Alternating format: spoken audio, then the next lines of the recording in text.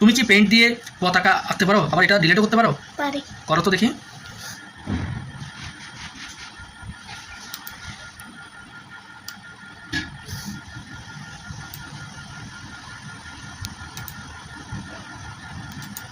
বাহ,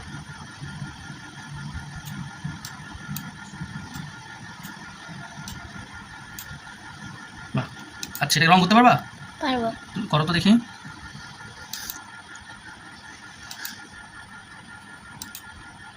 ওহ, সুন্দর তো, একদম খুব দ্রুত হয়ে গেল না রংটা।